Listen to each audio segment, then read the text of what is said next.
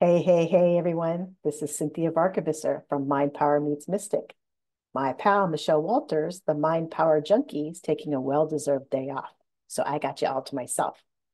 Here's what I'm thinking. Thinking today, we're going to talk about being intuitively constipated and spiritually goosed in the ass. Now, that's not truly what's going on. We are always intuitively working and we're always working with spirit. It's just that we have a hard time listening or seeing sometimes. Totally makes sense. Today, I'd like to talk about how do we get out of that space. What I have found is that a lot of clients who want so hard, so badly to really kickstart their spiritual path in a very meaningful way, that it's coming across very serious. Let's always be profound. Let us be deliberate. These are all good things. However, that doesn't mean that we're always going to be going at light speed, especially when we're taking things so seriously. Now, I'm coming to you from San Diego, where my kids got me tickets to Joe Coy in LA. So there was an adventure of coming out from the Bay Area down to Los Angeles, spending the day in LA, and seeing this amazing comic. I believe he's a comedian. There's a difference between comic and comedian. So I apologize, Mr. Joy. I love you. Whatever your label is, that's who you are. Okay, back to this. Joe Coy was talking about not taking ourselves so seriously and being able to laugh at ourselves and really opening up, because that is a commonality, right? Is just being able to laugh and find things in common with other people. I totally agree. How does this relate to intuition and where am I going with this? What I am recommending is that to get to our spiritual aptitude, what I'd like you to do is play more, dare yourself more, have fun. If you come to one of my classes, you'll know that there are two rules. And if you can't abide by the two rules, you got to get the fuck out. I really do say that. The first rule is that you're always right. And the reason is it's really important to honor our intuition, especially when we're practicing. The words may not come out exactly the way you want, but that's part of the practice of working with your intuition. And the second is why when we're practicing and we're supposed to be curious, are we going to berate ourselves? So that's why you're always right. The second one is it's not your body. That's for the empaths out there. And actually for everybody, your intuition is so personal, so innate that we think that everybody's intuition works the same way, and it's not. The odds of someone being just like you is 1 in 68 trillion. I apologize that my video is not working right now. Oh, and now we are. Look, I'm moving. All right, we are back. So the odds of someone being just like you and using your intuition just like you is 1 in 68 trillion. Okay, you are fucking special. And yet, not so special that you cannot relate to anyone else. Everyone is relatable. Let's just remember that. Okay. So let's talk about having fun. When we're having fun and we're playing, what happens is that we become more open. We don't have as many expectations of ourselves. We are in the moment. It's really hard to laugh about future things unless, it's part of a joke or you're being present with someone joking about something in the future. All right. But it's all very much about being present. The other thing about laughter is that it's super disarming. So it's again, as the comedians will tell you, it's a connector. If I'm laughing, there's a really good chance that if the laughter is sincere, that it's contagious. And everybody loves being around someone who's vibing higher. And laughter, of course, raises your vibration. Okay. Now let's get past the laughter and start talking about play. When we play, we're in curiosity. Sometimes we're in competition, but we can talk about competition later. And we're also in a place of being present and in the moment. You know that if you are not present, you're not really playing. And that's the beauty of play. The other thing that happens when we're playing is that we get to reach back into our innocence of when we were kids. I love remembering being 6 or 7 years old, and we had a bunch of loose bricks in our front yard. Um, and the bricks were kind of like this weird little border to our driveway. And I would spend a shit ton of time pulling back the bricks and just watching the sow bugs or whatever was there, worms, whatever we could find, and then putting it back and seeing if I could find something different. The other thing is, climbing trees. So it's that kind of thing of curiosity and really challenging yourself in a fun way instead of, have to, it's curiosity. Let's see if we can get there. And I'm hearing you say, yeah, Cinthia, all right, so I'm going to go climb a tree. Fuck you. It doesn't have to be like that. You can use any kind of game to get into this space. So before I go any further, I just want to remind you that you are listening to this wonderful podcast called Mind Power Meets Mystic. And I'm Cinthia Varkevisser, your mystic.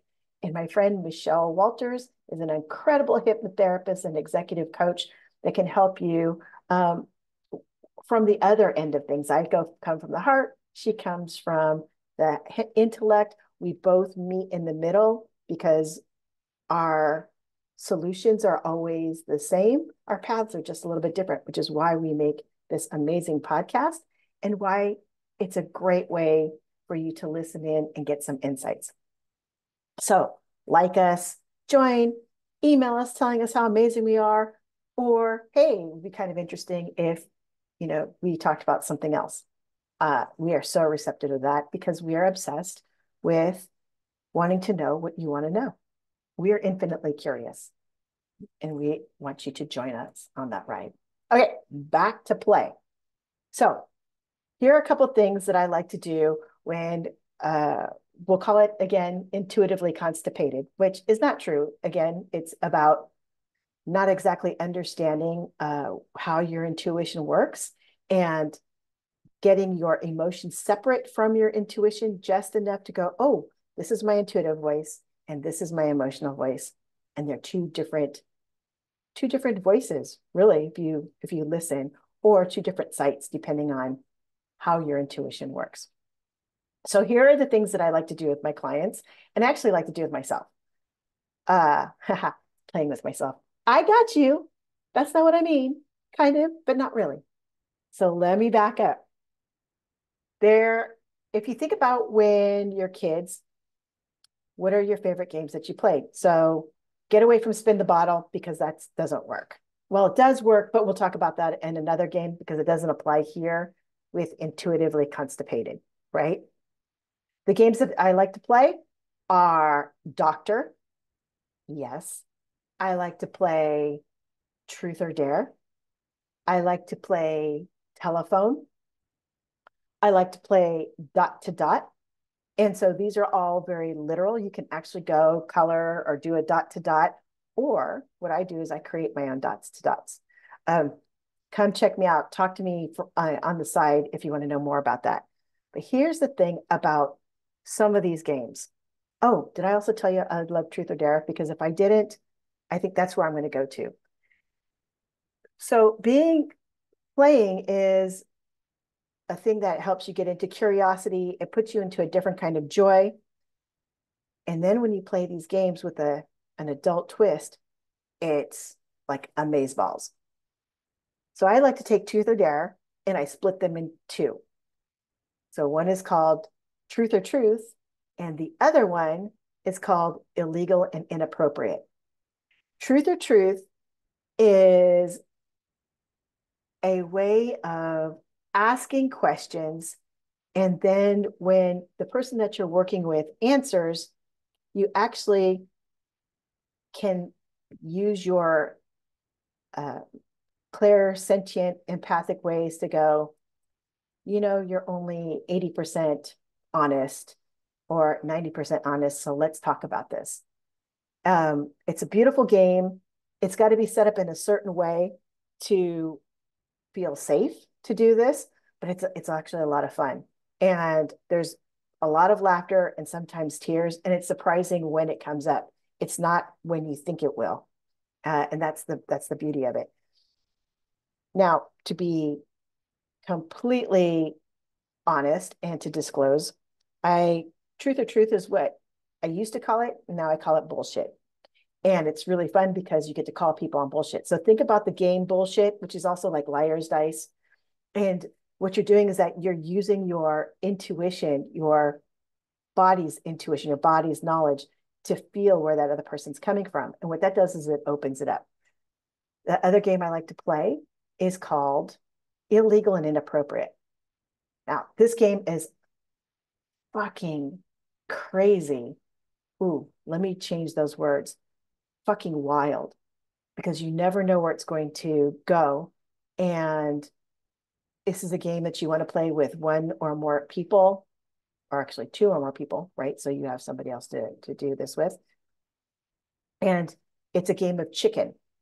But you want to make sure that the ground rules are that you're doing this in the name of fun, that you are not there to hurt anybody else or to damage any innocence.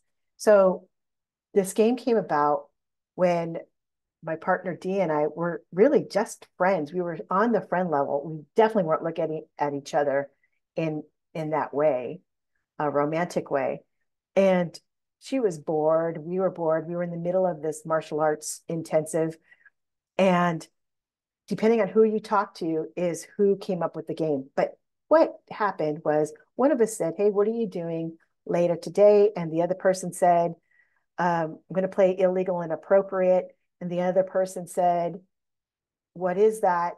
And the first person said, it's where you do one thing and then the other person does something to one up. So it's like truth, it's chicken.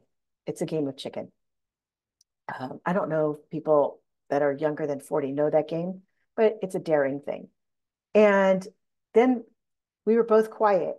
And one of us said to the other, what are you thinking? And the person responded, I'm thinking, what would I do? And what would you do to one up me? And then what would I do in return? Thus, the game was born. From that, we remembered at the tender age of somewhere in their 40s and somewhere in our 50s to toilet paper houses. We did a couple of ding dong ditches, which, just so you know, ding dong ditching with a 50-year-old body is way different than ding dong ditching in a teenage body. And I think that's really the funnier part than the actual, doorbell ditch.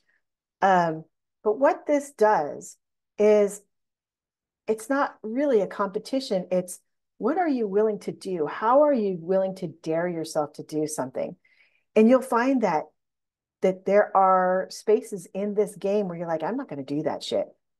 Here's an example.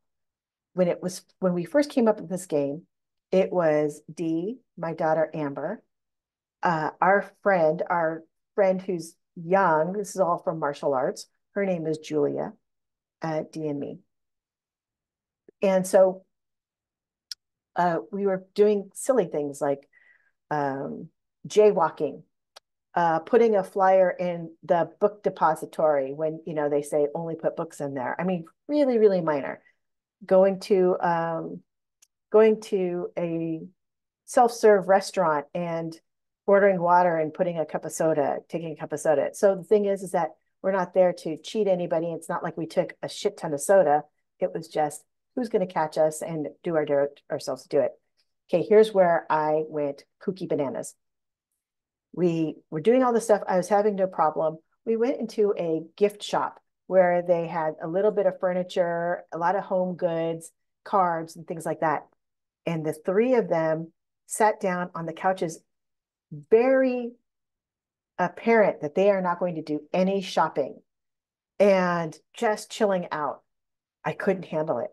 I couldn't handle not like, to me, it felt disrespectful, even though it was in good fun. I couldn't loosen up and just say, in good fun, I can do this. And I'll only do it for 6 minutes, and then I can get up. I could not do it at all. And so from here, I learned a lot of things about myself. Now, how does this work with intuition? Let me take it one step further. In the competition, you actually can kind of sense what people will do and won't do. But really, the most important part is if I'm willing to dare myself to do this utterly ridiculous thing and laugh, why not? I can also dare myself in these other areas of my life. This brings me to the one last piece, which is when you're working on one part of your life, it applies to all parts of your lives. So if you're going to dare yourself in an emotional way, trust me, you are naturally going to dare yourself or open yourself more into the intuitive way. You're going to dare yourself more in a intelligence or analytical way. You cannot help if you're going to do something in one part of your life, it opens you up to all parts of your lives. So what I like to do is instead of looking at something right in the eye all the time, it's sometimes better to look at it side eye. I usually hate side eye, but side eye works in this way. If I'm having a really hard time at work, and a lot of clients have this, we'll go look at something that is relatable in a different area of life. So I'll give you an example. There was one person who was having a challenging time with a family member. And no matter what they did, they couldn't find resolution. And it had to do, of course, like a sibling rivalry type of thing where there just couldn't be a communication. It always ended up in some kind of squabble or quarrel.